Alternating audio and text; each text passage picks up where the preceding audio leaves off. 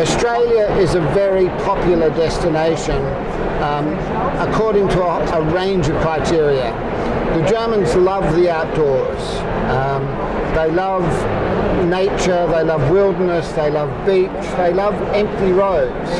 And so one of the great attractors for German-speaking Europeans to go to Australia in the first instance is this idea of renting a camper van and driving for 35 days, let's say from Perth up to Darwin or Darwin back to Perth, and being on a dirt road, firstly no bitumen, and secondly the prospect of being on a road and not seeing another car for 1 or 2 days. This for a German is quite a unique experience to have.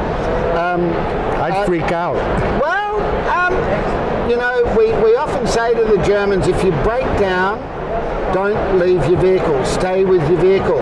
And of course, you know, the furthest you can be probably in Germany from another German person is 5 minutes. What do they have, helicopter patrols? Yeah, exactly. Yeah. So when you break down in Australia, you stay with your vehicle, and then someone will find you in the next couple of days. And we probably have, you know, Germans break down and walk off into the wilderness and never get seen again. A few of those each year it happens.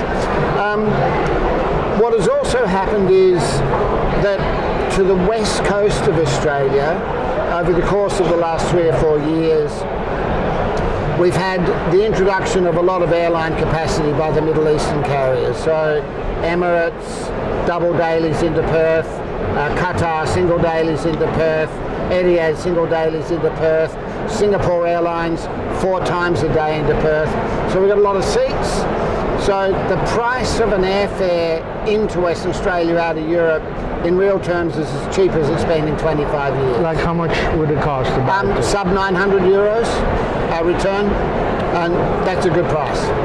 Heard a lot about Perth, about how nice it is. Tell me a little bit about the persona of the city. It's the most isolated city on the planet. Perth is closer to Singapore than it is to Sydney.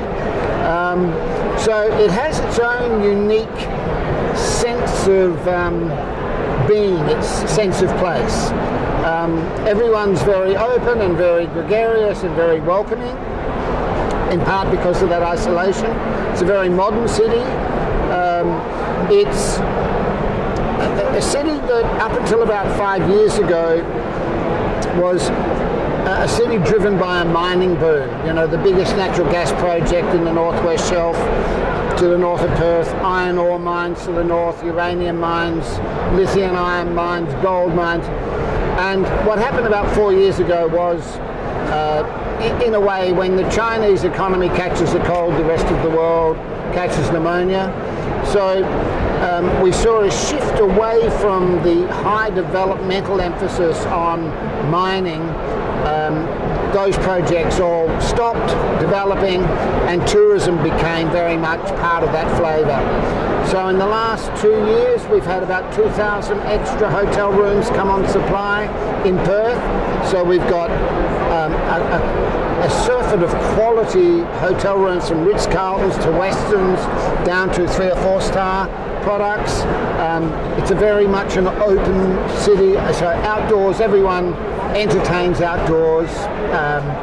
We like to dine al fresco, we like to have a beer on the beach. So from a personality, it's welcoming, it's warm, it's uncomplicated. How much of a melting pot is it, nationalities-wise? Good question. Singapore is a population of about 4.5 million people, and we think pretty much every one of those Singaporeans owns a house somewhere in Perth. So we have a strong Southeast Asian influence in terms of the mix of population. Australia is a very multinational community anyway, be they Vietnamese, or be they Greeks, or be they Italians, or they be Germans. I don't know how you would describe the Australian persona other than multicultural.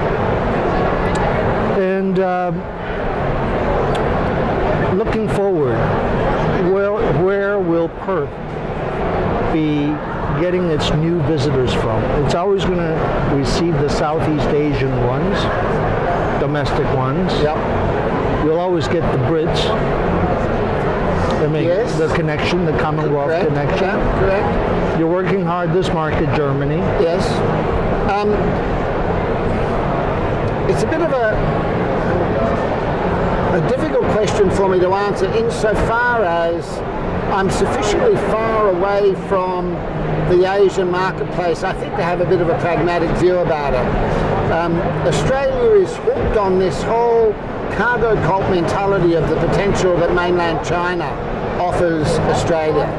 And there's no doubt that the emerging middle class of China will produce traffic to Australia and to Western And buy Australia. properties, just like the Singaporeans. Exactly right. But I think also it's beholden upon the people in charge of tourism to ensure that we have that balanced portfolio. So from our perspective, German-speaking Europe is a market that is about number 6 in terms of volume, but we also measure tourism in terms of length of stay and what we call regional dispersal. The Chinese will fly into Perth, maybe do a couple of day trips and leave. The Germans will drive into Perth and spend 50 days in the outback. And that's where the economic benefit from tourism flows. It's the jobs that are created out of the cities, and it's the experiences that are had, within a 1,000-kilometre radius of Perth. I should have asked this at the beginning. I'm sure there are plenty of analogies, but Western Australia is gigantic in terms of territory. Like, if you compare it to the USA or Western Europe, like, have you seen that comparison? Surely, yeah. If you were to put Australia on a map of Europe, basically it goes from Dublin all the way through to Moldova or wherever, and from London right the way through to Moscow. It's a massive territory, and this is one of the things that travellers fail to understand, is just the sheer size of it. So the distance between Perth and Sydney is greater than the distance between London and Moscow. And so, when you sell a country like Australia, you've got to sell it in chunks. And we tend to see that Western Australia has been a place where second or third time visitors to Australia go to because they've seen the Rock and the Reef and the Opera House, but now they want to come back and see something new. And so part of our positioning to these European markets is you've been to Sydney, you've been to Cairns, you've been to Uluru. Now come and have a look at something quite different on the western coast, and we market ourselves as the Western Triangle of Australia. So we work with South Australia and Northern Territory and package up those destinations to give a unique experience. Thank you, Rhett. My pleasure.